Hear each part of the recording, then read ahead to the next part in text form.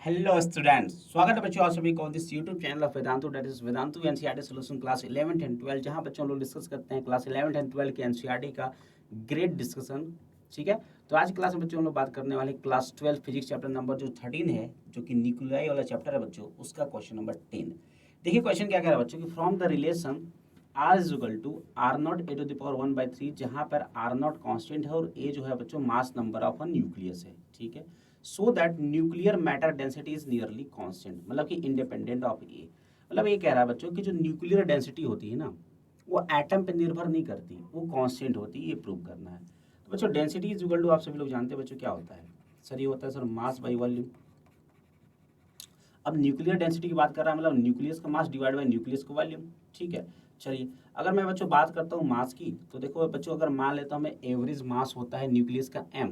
ठीक है, अपने पास मास नंबर कितना है भाई, मास नंबर अगर मैं बात करता हूँ, मास नंबर है अपने पास a, ये a होता है बच्चों मास नंबर।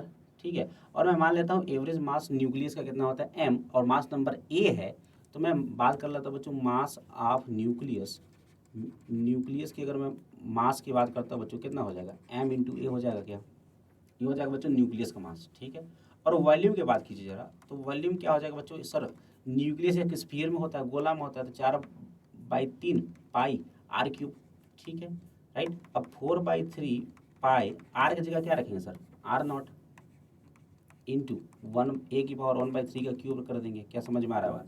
ठीक है, चलो अब बात समझ में आ गई होगी भाई, तो इसको हम लोग लिख सकते हैं 4/3 पाई आर नॉट का क्यूब इंटू ये हो जाएगा, ये हो गया वॉल्यूम।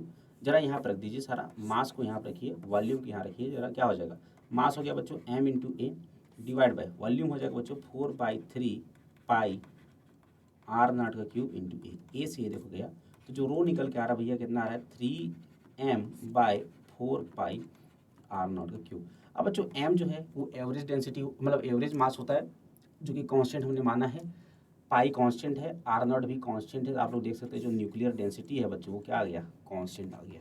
क्या आ गया भाई, कांस्टेंट आ गया। और यही बच्चों हमें करना था प्रूव। तो याद रखिएगा जो न्यूक्लियर डेंसिटी होती है बच्चों, न्यूक्लियर मैटर जो डेंसिटी होती है वो इररेस्पेक्टिव ऑफ एटम, सारे एटम के लिए बच्चों ये डेंसिटी कांस्टेंट रहती है, याद रखिएगा। ठीक है, तो उम्मीद करता हूँ बच्चों ये सोल्यूशन समझ में आ गया होगा। तो ये था बच्चों आपका last question of nuclei chapter. तो मिलते हैं हम लोग बच्चों नेक्स्ट चैप्टर में, तब तक के लिए बाय बाय, टेक केयर, पढ़ते रहें।